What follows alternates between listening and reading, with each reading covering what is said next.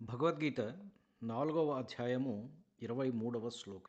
గత సంగస్య ముక్తస్య జ్ఞానావస్థితచేతసః యజ్ఞాయాచరతః కర్మ సమగ్రం ప్రవిలీయతే.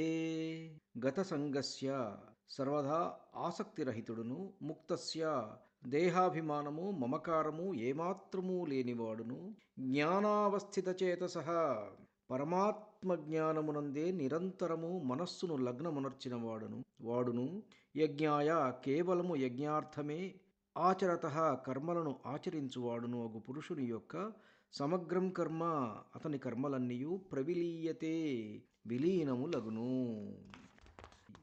ఆసక్తి దేహాభిమానము మమకారము ఏమాత్రము లేనివాడును, పరమాత్మ జ్ఞానమునందే నిరంతరము మనస్సును లగ్నమునర్చినవాడును, కేవలము యజ్ఞార్థమే కర్మలను ఆచరించువాడును అగు మనుష్యుని యొక్క కర్మలన్నీయు పూర్తిగా విలీనములగును అనగా మిగిలియుండవు.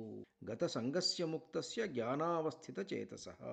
సంగము అంటే ఆసక్తి అన్నమాట. ఫలాల పట్ల ఆసక్తి లేకుండా, ముక్తస్య ఇది నాది నాకు అనే బంధనాల నుంచి విడిపోయినవాడు, జ్ఞానావస్థిత చేతసః ఆత్మజ్ఞానంలో నిలచిన మనస్సు అని చెప్పుకోవచ్చు.